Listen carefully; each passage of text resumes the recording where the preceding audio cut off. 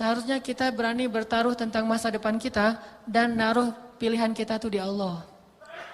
Kenapa kita nggak berani bertaruh untuk Allah? Ini masa depan nih saya pertaruhkan nih. Kalau saya nggak pacaran, apakah saya tetap akan bisa menikah? Taruh aja taruhannya sama Allah. Allah bilang, siapa yang istiqomah, kami tolong dia. Aduh, kalau saya putusin, ntar dia sama yang lain gimana ya?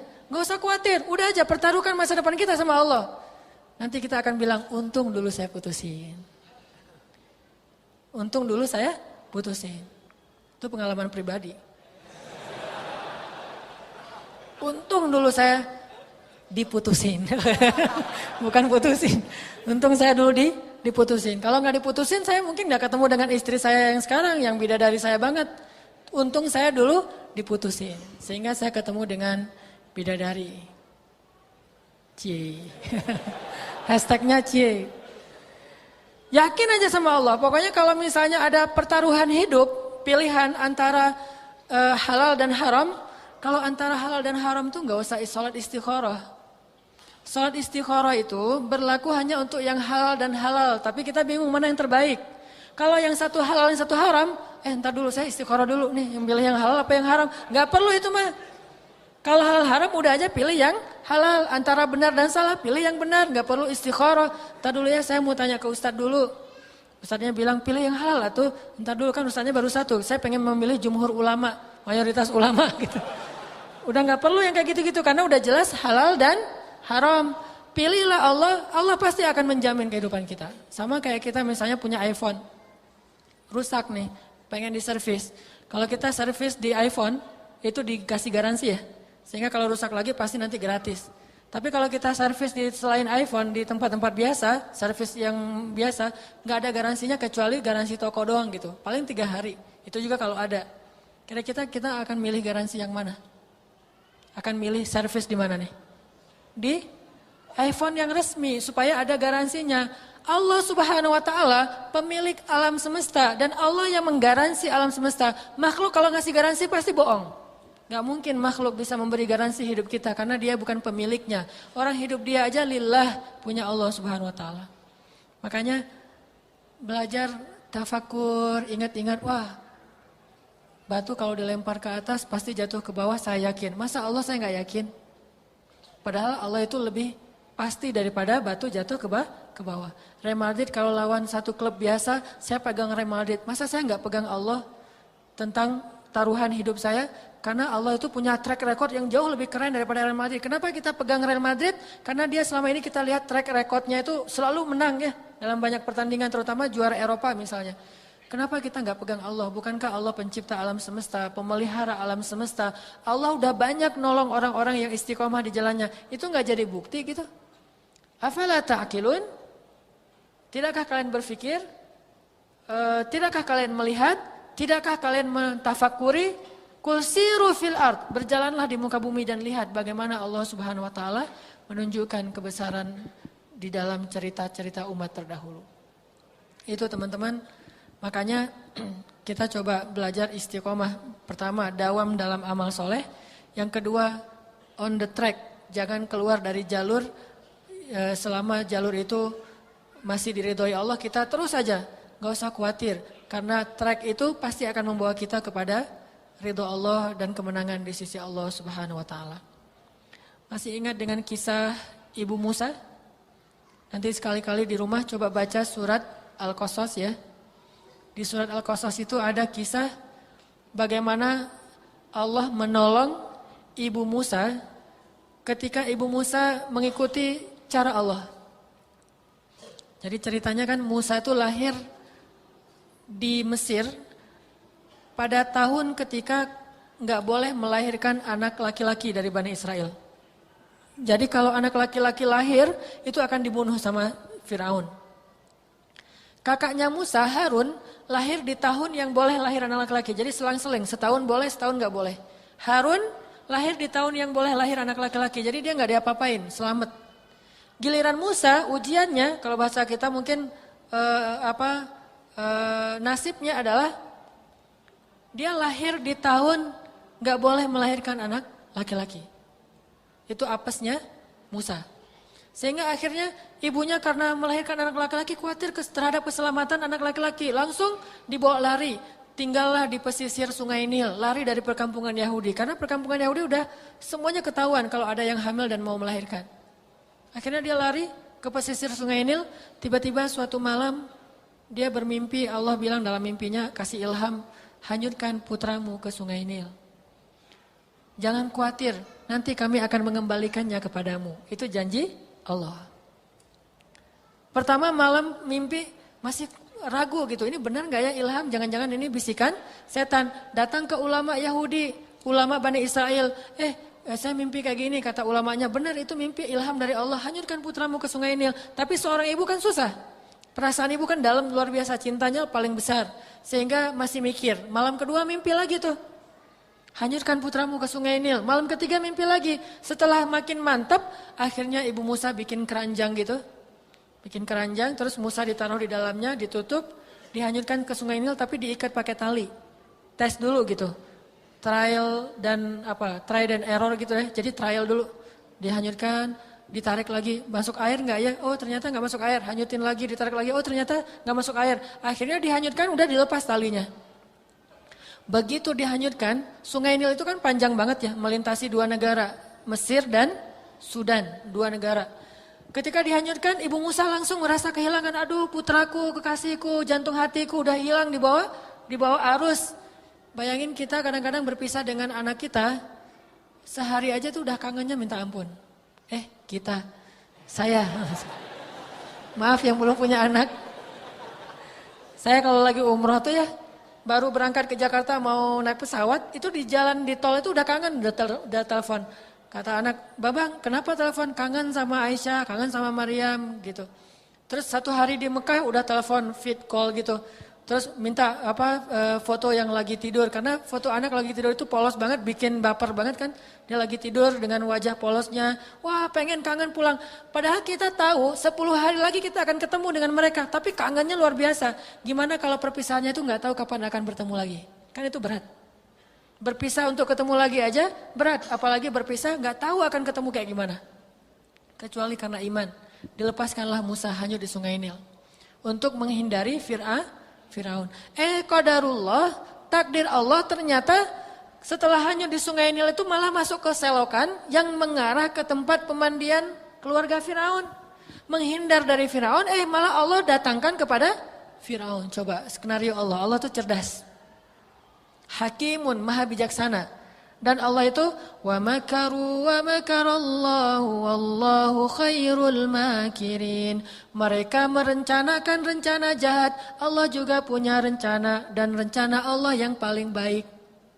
Terserah mereka orang-orang musuh itu mau rencanain apa. Akhirnya didatangkan Musa hanyut masuk selokan mengarah ke pemandian keluarga Firaun.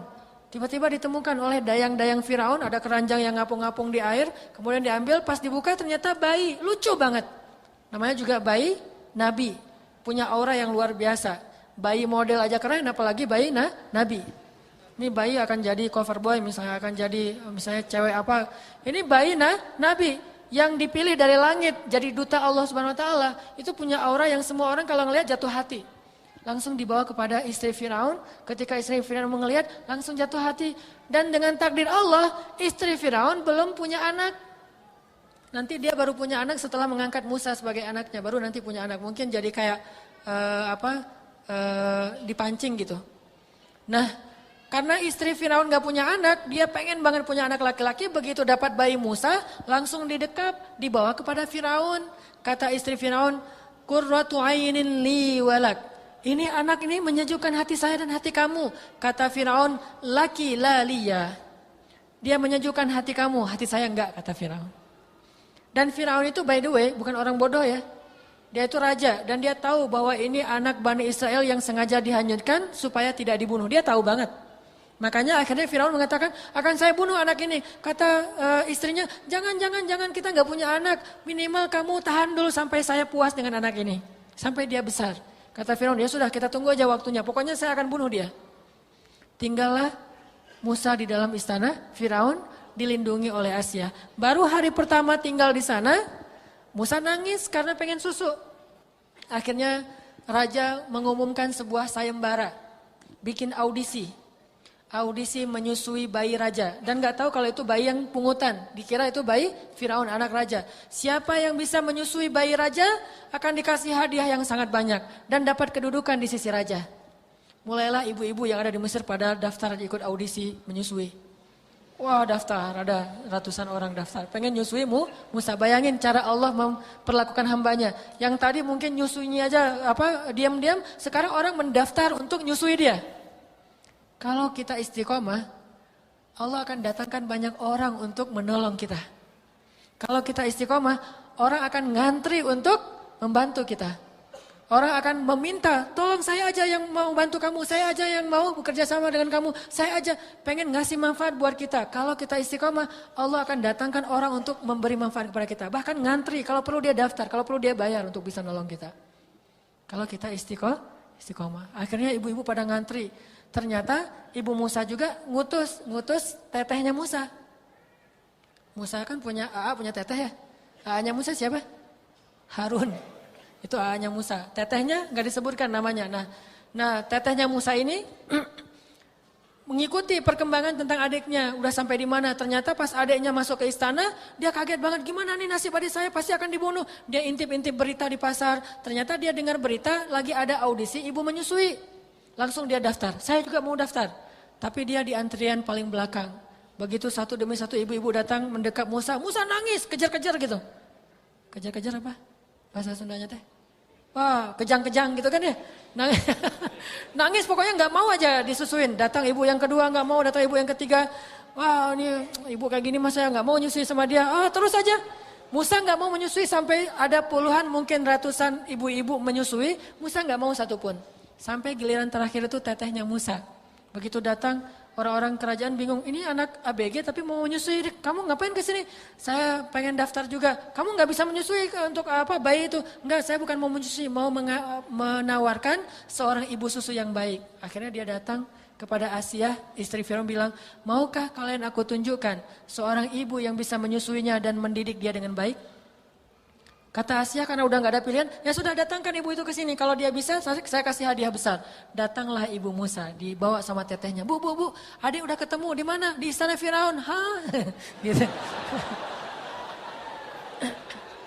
Kan ini kayak di sinetron gitu kan. Gitu kan, lama di sinetron kita mah suka bengong gitu kan ya. Bengong dulu ada beberapa detik gitu bengong kalau di sinetron teh. Wah, di istana Firaun, diapain? Enggak, lagi mau nunggu ibu susu dan tidak ada yang mau disusui oleh Musa. Makanya ibu datang, mudah-mudahan ibu bisa menyusui adik. Datang ibu Musa, datang Asia nanya, ibu dari mana? Dari Garut. Wah, jauh ya perjalanannya. Gimana keadaannya di sana? Alhamdulillah, sekarang bantuannya banyak, alhamdulillah ya. Dari pemuda hijrah, ya barakallah ya teman-teman pemuda hijrah, kampanye dikit lah, iklan. Balik lagi, tadi sampai di mana? Sampai Garut ya. Nah, udah gitu ditanya sama Asia, ibu dari mana? Dari negeri, sesuatu negeri gitu. Udah dibawalah Musa, didekap oleh ibu Musa sambil menangis, disusui, mau ternyata, gimana gak mau ibunya sendiri kan? Begitu bisa disusui, Asia langsung jatuh hati kepada ibu Musa. Dan memperlakukan keluarga Musa seperti keluarga istana. Langsung dikasih hadiah emas yang sangat banyak. Kata Asia, wah ibu, bawalah keluargamu semuanya tinggallah di istana. Mudah-mudahan ibu bisa menyusui anak saya dan mendidik anak saya. Dia gak tahu kalau itu ibunya sendiri. Sehingga sejak saat itu, Musa, tetehnya Musa, AA-nya Musa, abahnya Musa, maknya Musa, semuanya tinggal di istana. Coba bayangin. Sekarang saya mau tanya, bayangin kalau ibu Musa gak istiqomah, gak mau ngikutin track yang Allah buat, maka mungkin Musa seumur hidupnya dalam keadaan buronan. Ya kalau gak ketemu, gimana kalau ketemu? Akhirnya dibunuh. Tapi karena ibu Musa itu mengikuti track yang Allah buat, mengikuti cara Allah, walaupun cara itu terlihat di awalnya itu ngeri gitu, gak masuk akal. Tapi gak usah khawatir, itu hanya awalnya. Karena endingnya Allah jamin, nahnu auliyaukum, kami pelindung kalian, gak usah khawatir. Banyak dari kehidupan kita tuh kayak gitu. Di awalnya kalau kita ikut cara Allah, aduh kayaknya susah penghasilannya cuma sedikit. Sedangkan yang syubhat itu penghasilannya besar. Itu emang kelihatannya awal kayak gitu. Tapi yakinlah endingnya, nanti closingnya pasti akan nahnu auliyaukum, kamilah yang akan menolong kalian. Sehingga istaqim kata Nabi. Innal ladzina qalu rabbunallah summa istaqamu. Orang-orang yang mengatakan Rabb kami adalah Allah, kemudian dia istiqomah di jalan Allah. Nahnu awliyaukum fil hayatid dunya wa fil akhirah. Itu yang kita baca di dalam surat Al-Qasas. Sama kayak cerita yang saya berkali-kali omongin, cerita Siti Hajar. Itu gara-gara istiqomah. Maka teman-teman, mudah-mudahan kita bisa istiqomah di jalan Allah Subhanahu wa taala. Kalau kita sebagai anak muda istiqomah dalam ketaatan, istiqomah untuk menjaga diri dari dosa. Kalau kita sebagai seorang pekerja istiqomah mencari rezeki yang halal. Kalau kita sebagai seorang perempuan istiqomah menutup aurat. Kalau kita sebagai seorang anak istiqomah berbakti sama orang tua. Gimana pun kita mungkin bete sama orang tua kita. Kadang-kadang orang tua mungkin perangainya macam-macam, apalagi yang udah lanjut usia, istiqomah aja, tetap berbuat baik kepada orang tua. Istiqomah tersenyum, istiqomah memaafkan.